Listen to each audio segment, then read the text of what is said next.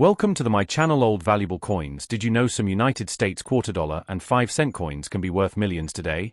These coins are treasures hiding in everyday change. Collectors pay huge amounts for coins with rare minting errors, unique designs, or exceptional conditions. A simple quarter or nickel could turn into a life-changing discovery if it has the right details. Always look closely at your coins. Tiny differences like doubled letters, off-center strikes, or unusual finishes can make them incredibly valuable.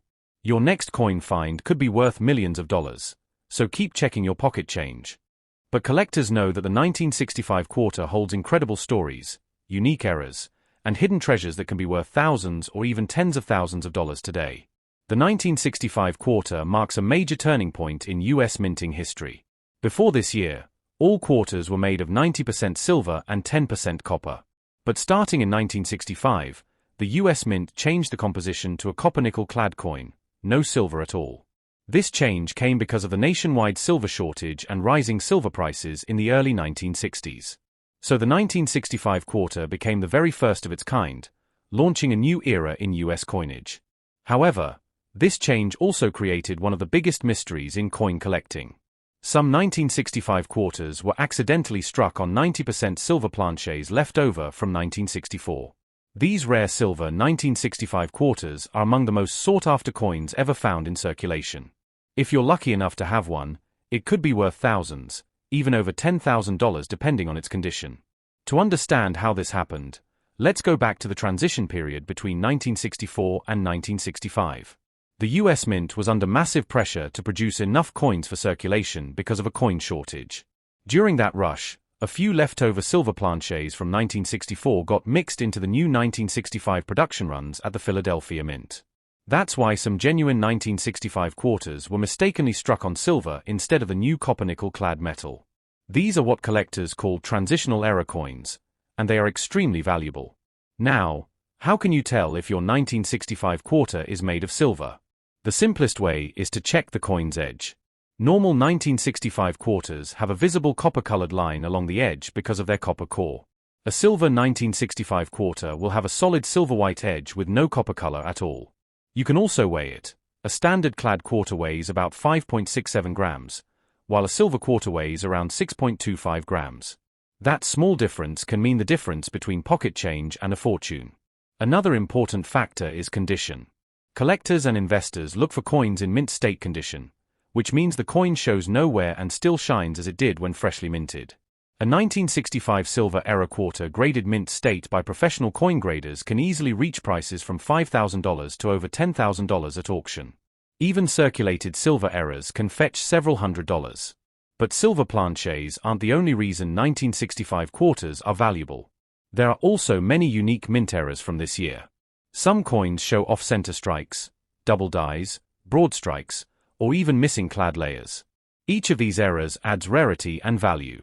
For example, an off-center strike 1965 quarter can sell for $100 or more, depending on how much of the design is missing. A coin missing its clad layer can reveal the copper core underneath, creating a beautiful two-tone effect collectors love. Let's also talk about mint marks, or rather, the absence of them. In 1965, the U.S. Mint removed all mint marks to discourage coin hoarding. So every 1965 quarter, no matter where it was struck, appears without a mint mark. Most were minted in Philadelphia, but some were also made in Denver and San Francisco. Because there's no mint mark, you'll need to rely on errors, plancheck composition, and overall quality to determine a coin's uniqueness. Now, when you're looking through your pocket change, don't rush. 1965 quarters are still out there. Millions were produced, more than 1.8 billion coins, but the silver errors and unique varieties are rare gems hiding among them. Always check the date, the color of the edge, and if possible, the weight. You might have a valuable treasure sitting unnoticed for years. Collectors love the 1965 quarter not just for its rarity but also for its historical significance. It symbolizes a change in American economics, from precious metal coinage to modern base metal coins. That change marked the end of the silver era for everyday circulation coins. The Washington quarter design stayed the same, but the soul of the coin, its silver, was gone. That's why the 1965 quarter is such a nostalgic piece for collectors today. If you want to start collecting quarters, 1965 is an essential year to study. It's the key date for understanding modern US coinage transitions. You can find many educational resources online that explain how to test your coins, identify mint errors, and store your collection safely. Always handle coins carefully, avoid cleaning them, and use protective holders to maintain their condition. Over the years, many coin hunters have shared stories of finding 1965 silver quarters in old rolls, bank bags, and inherited collections. One example is a 1965 quarter struck on a 90% silver planchette that sold for over $16,000 at auction, an incredible return for a coin that looks just like any other. Stories like these inspire thousands of collectors to keep searching. Even if your 1965 quarter isn't silver, some high-grade copper-nickel examples are worth good money too. In top mint state grades like MS67 or higher, they can sell for $500 or more because of their rarity in pristine condition. Coin grading is all about details, sharp strikes, clean surfaces, and no visible wear. So the next time you're checking your spare change or coin jar, keep an eye out for that simple yet powerful date, 1965. It might look ordinary, but it could hide extraordinary value. Whether it's a rare silver error, an off-center strike, or a top-grade uncirculated coin, the 1965 quarter has proven again and again that history and value can fit right in the palm of your hand. Next up, many collectors today are searching for rare varieties and hidden errors in the 1966 quarter that could be worth hundreds or even thousands of dollars, depending on condition, strike quality, and minting anomalies. The 1966 quarter dollar features the familiar portrait of George Washington, designed by John Flanagan, which first appeared in 1932. The obverse of the coin shows the left-facing bust of Washington, the word liberty above his head, the motto "In God We Trust" to the left, and the date 1966 at the bottom. The reverse features a heraldic eagle with outstretched wings, perched on a bundle of arrows, with olive branches below, symbolizing strength and peace. Around the reverse, you can read United States of America, E pluribus unum, and quarter dollar. This classic design has been a symbol of American history and pride for decades. The 1966 quarter was minted without a mint mark, meaning it was struck at the Philadelphia Mint. One of the most significant aspects of the 1966 quarter is its composition, made of a copper-nickel clad instead of the 90% silver composition used in quarters minted before 1965. This change came as a result of the Coinage Act of 1965, which eliminated silver from most U.S. circulating coins due to the rising price of silver. Because of that, the 1966 quarter contains no silver content, but it remains highly collectible for its historical importance and for rare error types that can make it valuable today.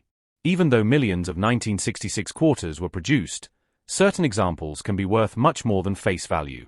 Coins with sharp strikes, brilliant luster, and full details, especially those graded mint state or higher, can sell for impressive prices. In mint condition, some 1966 quarters can reach values in the hundreds of dollars. Collectors often look for coins with strong eye appeal and minimal contact marks. Deep mirror-proof-like surfaces or coins with exceptional toning can increase desirability among numismatists. There are also rare error varieties that make some 1966 quarters stand out. Examples include double die errors, off-center strikes, clipped planchets, and broad strikes. One of the most sought-after errors is the double die obverse, where parts of the design, like the lettering or date, appear doubled under magnification. Off-center strikes, where the design is not properly centered, can also be quite valuable depending on how much of the design is missing. Another fascinating type is the transitional error, a rare coin that may have been accidentally struck on a leftover silver planchette from 1964 or 1965. If authenticated, such coins can be worth thousands of dollars today. Collectors are also very interested in coins with strong strike quality known as full details. While the mint in 1966 was producing coins at a very fast rate, many examples show weak details, especially on the eagle's feathers. Finding a quarter with sharp and complete details can make a big difference in value. High-grade examples certified by professional grading companies can reach premium prices in auctions and private sales. When it comes to condition, circulated 1966 quarters are typically worth their face value of 25 cents, but uncirculated or mint state examples can bring much more. Coins graded MS65 or higher can sell for between $50 and $200, depending on demand and strike quality. Some high-end specimens have sold for over $500 in perfect condition. Rare error coins can push those values even higher, sometimes into the thousands. For collectors, it's important to check for luster, color, surface preservation, and strike sharpness when evaluating a 1966 quarter. The 1966 quarter was also part of a unique period in U.S. coinage known as the Special Mint Set years. Because the U.S. Mint suspended proof coin production in 1965, 1966, and 1967, they instead released Special Mint Sets, or SMS coins, which have a distinctive satin-like finish and sharper details compared to regular circulation coins. The 1966 SMS quarter can be especially attractive to collectors because of its superior quality and limited mintage. Some examples even exhibit a cameo or deep cameo effect, where the frosted design contrasts beautifully with mirror-like fields. Such examples are highly prized and can fetch strong premiums in the collector market. One of the best ways to preserve or increase the value of a 1966 quarter is by keeping it in pristine condition. Avoid cleaning or polishing the coin, as that can reduce its value. Store it in a safe, dry place, preferably in an airtight holder or coin capsule to protect it from moisture and oxidation. Even though the 1966 quarter doesn't contain silver, it remains a crucial part of American coinage history and is an excellent coin to include in any U.S. quarter collection. Many coin enthusiasts enjoy studying the small variations in strike, texture, and finish that make each coin unique. When examining your 1966 quarter, look closely at the date, lettering, and the eagle's feathers on the reverse. Use a magnifying glass to detect doubling, misalignment, or other subtle differences that could indicate a valuable mint error. Sometimes, even minor imperfections can significantly increase the coin's desirability among collectors. While the 1966 quarter was produced in large quantities, finding one in pristine mint state or with unique minting features is becoming more difficult as time goes on. Coins that have been well preserved for nearly 60 years are now rare, making them desirable to both new and experienced collectors. Many coin enthusiasts consider this coin a representation of the transition from silver to modern coinage, a bridge between the classic and contemporary eras of American money. If you're a collector or just someone who enjoys history, the 1966 $quarter coin from the United States tells an incredible story about economic change, minting innovation, and national heritage. Each coin you find could have a story. Perhaps it was part of a key collection, circulated during a major event in the 1960s, or preserved in a family heirloom.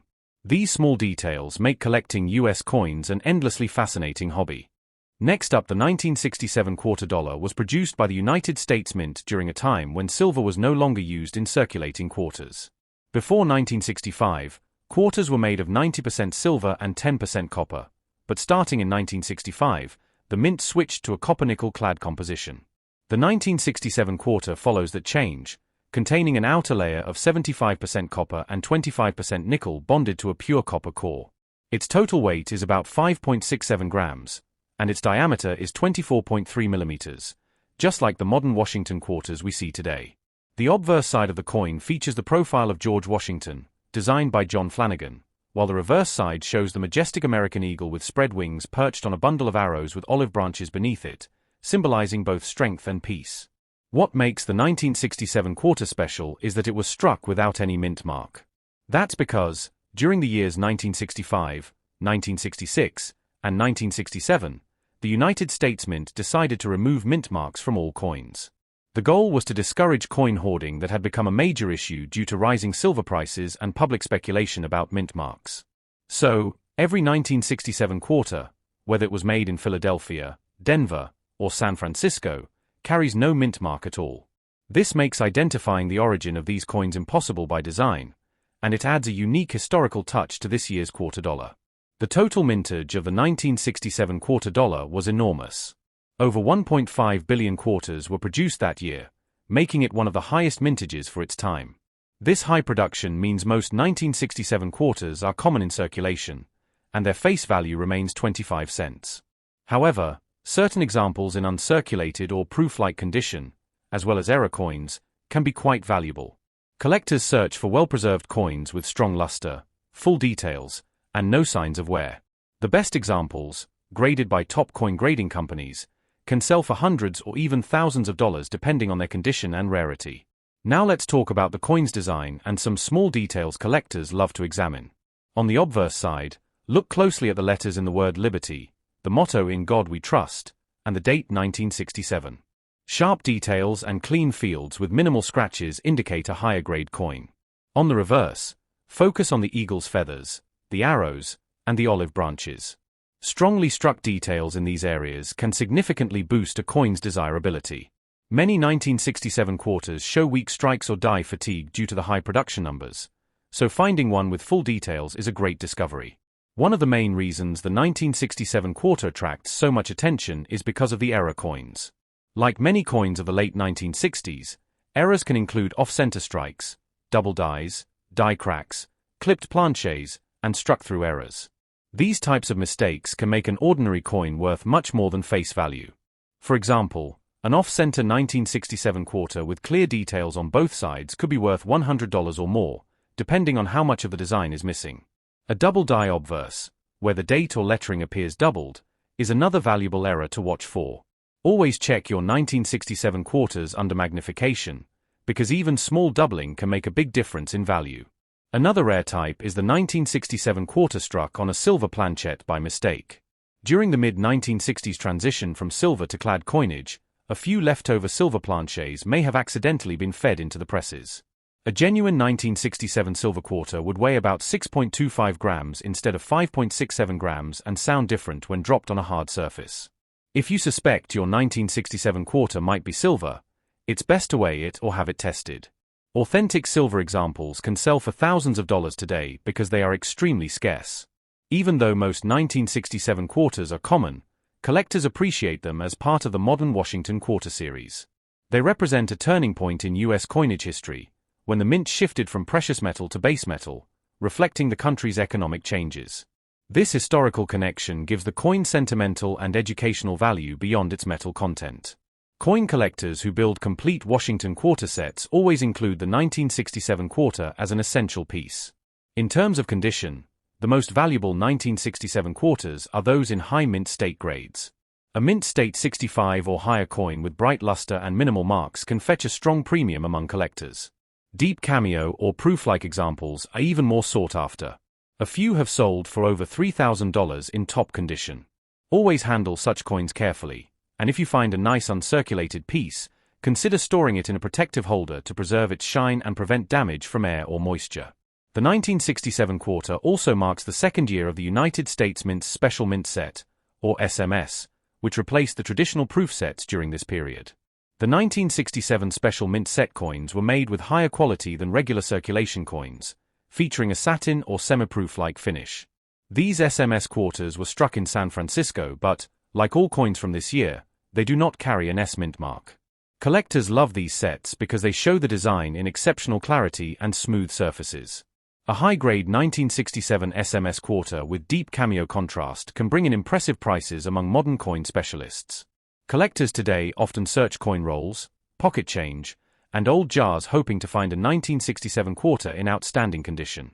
Although most will find circulated examples worth face value, the thrill of discovering an error or uncirculated coin keeps the hunt exciting.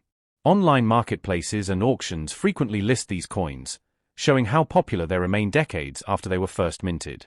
The 1967 quarter dollar is not just a piece of metal, it's a snapshot of American history.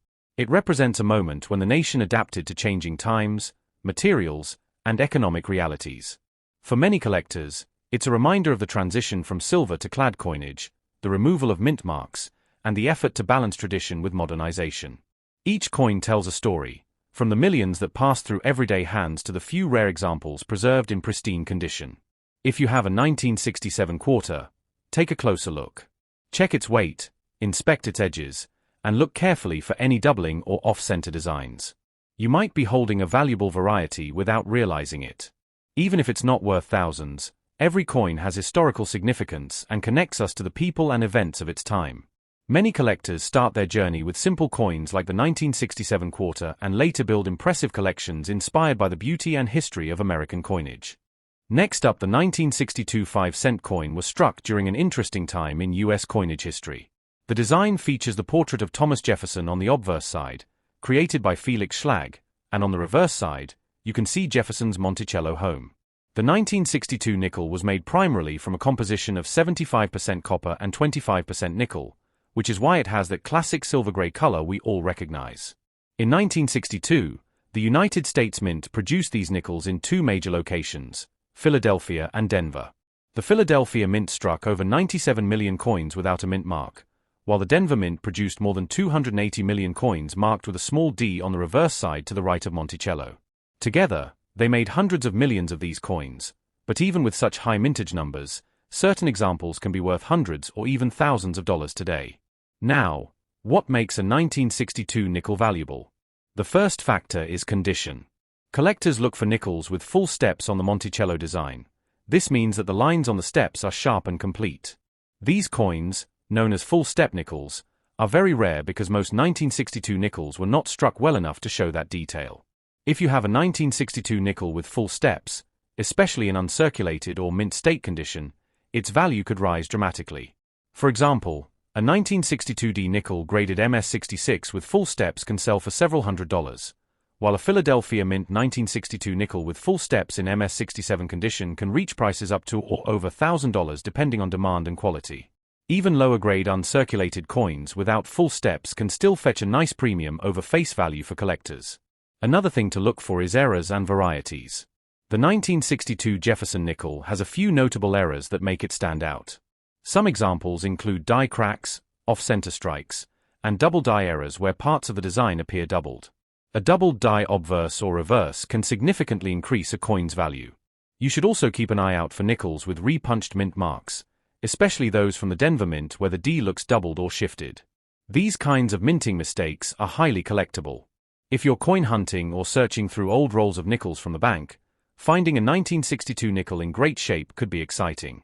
Even if most of them are only worth a few cents over face value, the thrill of discovering one with sharp details, full steps, or an error makes it worth the effort.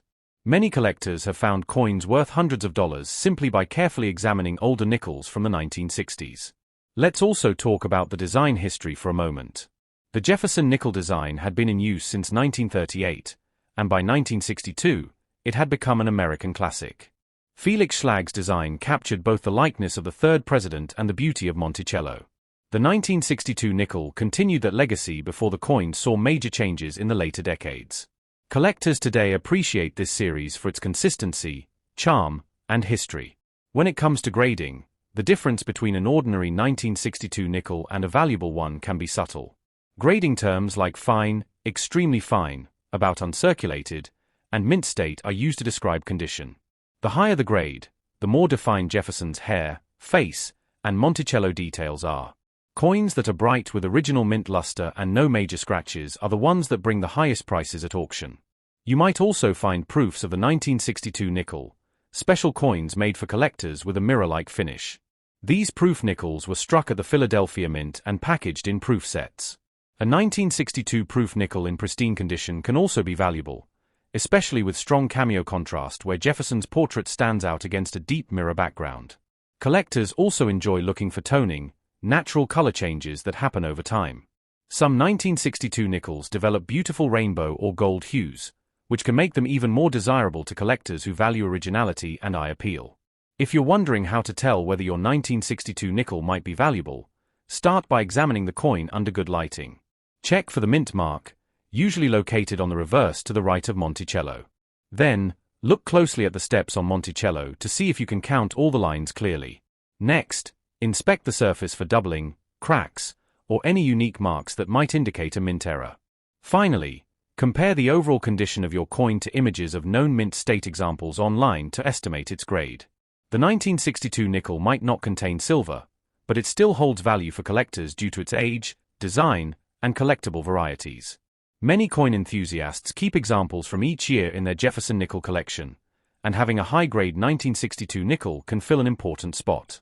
It's also worth mentioning that these coins can be found in circulation even today, though in heavily worn condition. Finding one in near-perfect shape is far less common and can be a rewarding discovery for coin roll hunters or collectors browsing through estate sales and coin shops. Throughout coin collecting history, small details like the sharpness of steps or a slightly misplaced mint mark have transformed ordinary coins into highly sought-after treasures. The 1962 5-cent coin is no exception. It's part of a long American tradition of craftsmanship, design, and historical legacy. So whether you are new to coin collecting or an experienced numismatist, take another look at your nickels. That old 1962 5-cent coin sitting in a drawer might just be a rare gem waiting to be recognized. Always check for mint errors, strike quality, and overall condition, because that's where the hidden value lies. The 1962 nickel may not always make headlines like silver or gold coins, but its appeal lies in the details, the craftsmanship, and the thrill of finding that one perfect coin among millions. Even today, collectors and enthusiasts continue to appreciate the beauty and value of this American classic. Now we will explore the 1963 5-cent coin from the United States, better known as the 1963 Jefferson nickel, holds a fascinating place in American coin history.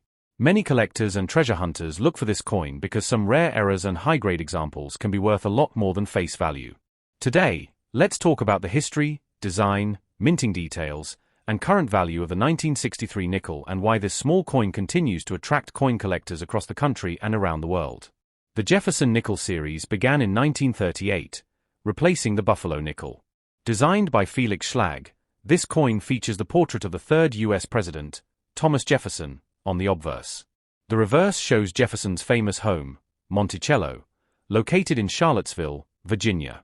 The design remained mostly unchanged for decades, making coins from the 1960s instantly recognizable and nostalgic for collectors.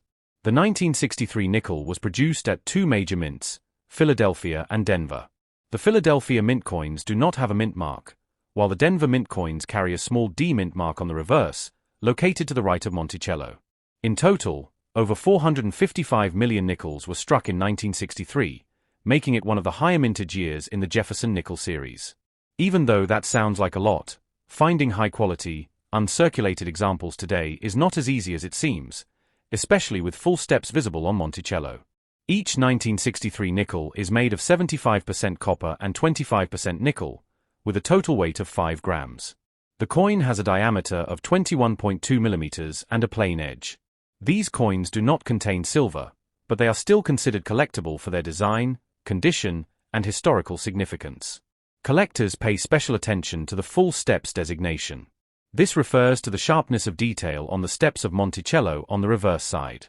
Coins that show all 5 or 6 steps clearly are called full steps nickels and can be worth significantly more than regular strikes. For example, a 1963 nickel with full steps in mint state condition can sell for hundreds or even thousands of dollars depending on the grade and strike quality. When talking about coin value, condition is everything. Circulated examples of the 1963 nickel are usually worth around 5 to 10 cents, depending on where. However, uncirculated coins graded MS-65 or higher by professional graders can be worth several dollars or more. A pristine 1963 D nickel with full steps has even sold for thousands of dollars at auction in recent years, showing how valuable this small coin can become when preserved perfectly. Some rare error coins from 1963 are especially exciting for collectors. For example, there are nickels with die cracks, double die obverses, off-center strikes, and other minting mistakes that make them unique. A double die error where Jefferson's profile or the lettering appears doubled can make a coin much more valuable. Off-center strikes, where the design is misaligned, also attract attention. These rare error varieties can turn a common 1963 nickel into a collectible worth hundreds of dollars. It's interesting to think about how many of these coins have passed through hands, pockets, and cash registers over the decades. The 1963 Jefferson nickel represents a time in America just before major design and metal changes affected coinage. Only a year later, in 1964, coin production increased drastically due to coin shortages, and by 1965, silver was removed from dimes and quarters.